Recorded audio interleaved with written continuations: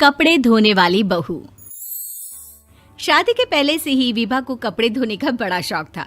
कभी नल के नीचे तो कभी तालाब के पास। अरे मेरी नीली वाली लुंगी नहीं दिख रही है। विभा की अम्मा, कहाँ रखी है लुंगी? अरे वो तो विभा ने परसों ही धोकर रखी थी आपकी अलमारी में, देखो वहीं होगी। वो ना मैंने आज धो दी, मुझे लगा कि गंदी हो गई होगी। अरे कैसे गंदी हो गई थी? उसे तो मैंने पहना भी नहीं। हे भगवान, इस लड़की के कपड़े धोने की आदत से परेशान हो गया हूँ मैं। जितना तो घर में राशन नहीं आता, उससे कहीं ज्यादा डिटर्जेंट पाउडर का खर्चा है। इसकी शादी करवा दो, शादी जाए अपने घर में ही करे काम, फिर चाहे घर के कपड़े धोने हो या पूरे गांव के। हाँ ठीक बोल रही हूँ, देखता हूँ मैं कोई लड़का। वो दिन भी आ जाता है जब विभा को देखने लड़के वाले आ जाते हैं। लड़की मुझे अच्छी लगी।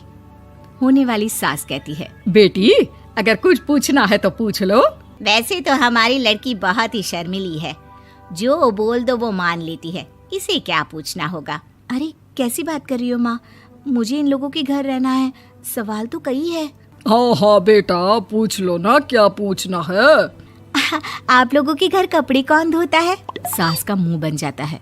देखो, अगर तुम ये कहना चाहती हो कि तुम्हें कपड़े धोने नहीं आते तो सुन लो, कपड़े मैं ही धोती हूँ, लेकिन तुम्हारे आ जाने के बाद मैं रुमाल तक नहीं धोऊंगी। अरे चुप रहना भाग्यवान, बहू बेचारी घर आई नहीं, उसे डराना शुरू कर दिया। वो क्या है ना बिटिया, अभी तक तो ये कल्लू की माँ ही धोती थी, लेकिन अब तुम्हारे पापा तो दहेज में वॉशिंग मशीन देंगे ही।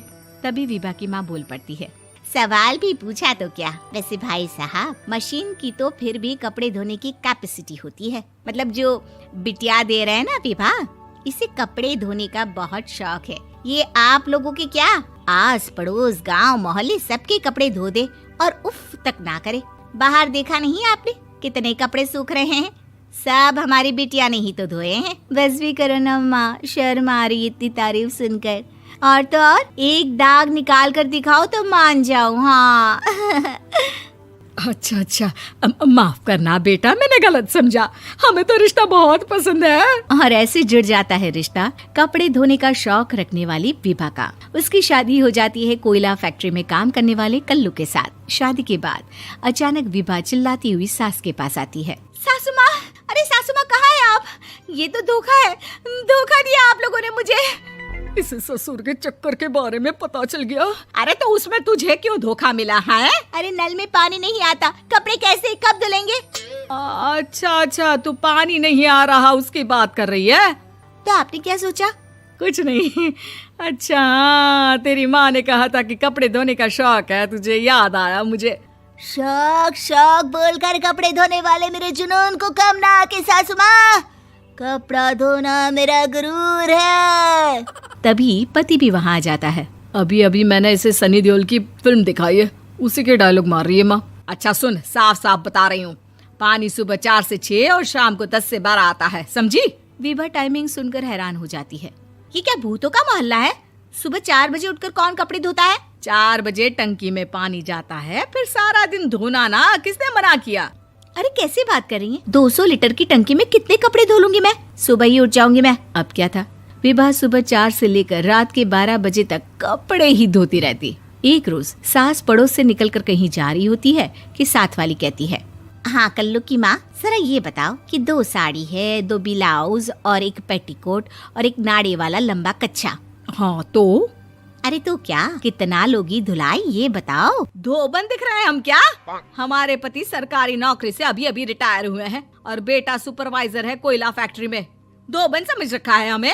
हाय रे कल्लू की अम्मा, माफ कर दो, वो तो मोहल्ले में यही सब बता रहे थे कि तुमने बहू को कपड़ा धुलवाने के काम में लगा दिया है। सास को पड़ोसन की बात सुनकर गुस्सा आ जाता है। वो घर पहुंचती है जहां घर के बाहर ही इतने सारे कपड़े सूख रहे होते हैं जितने कि किसी धोबन के घर पर। अरे ओ कल्लू की दुल्हन, बाहर निकल। माँ जी यहीं आ जाओ, बाथरूम में चादर धो रहे हैं हम। अरे अभी हम धोते हैं, तुमको बाहर निकलो। ये आस पड़ोस वाले बोल रहे हैं कि हम बहू से कपड़े धुलवा कर उसे कपड़ा धोने वाली बना दिए हैं। अरे छोड़ो ना माँ जी, किन लोगों की बातों में आती हो? आस पास के लोगों का तो काम ही होता है कि वो किसी तरह सास बहू को लड़ा दे।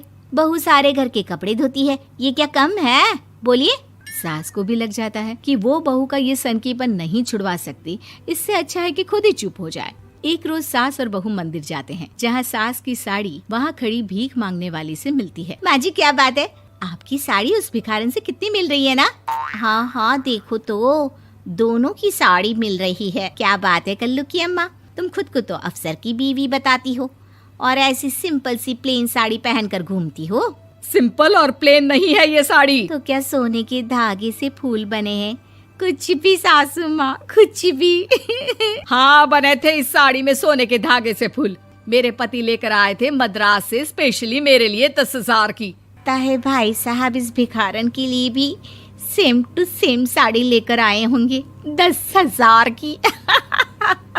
सास उस वक्त तो कुछ नहीं कहती, लेकिन बहू के साथ घर आती है और अलमारी से एल्बम निकाल कर लाती है। ये साड़ी देख रही है, ये वही साड़ी है जिसे मैंने अभी पहना था। इस साड़ी में ये जो चमकदार फूल दिख रहे हैं ना, ये सोने के धागों से काढ़े गए हैं। लेकिन तू लोकल वॉशिंग मशीन ब्रश से घिस घिस कर सारे फूलों को निकाल कर साड़ी प्लेन कर दी। मुझे माफ कर दीजिए सासू माँ। और तो और, जब मैंने तुझे तेरी गलती के लिए कुछ नहीं कहा, लेकिन तूने तो सबके सामने मेरा मजाक ही बना दिया। क्यों? बहू को समझ में आ जाता है कि अब से उसका कपड़े धोना बंद।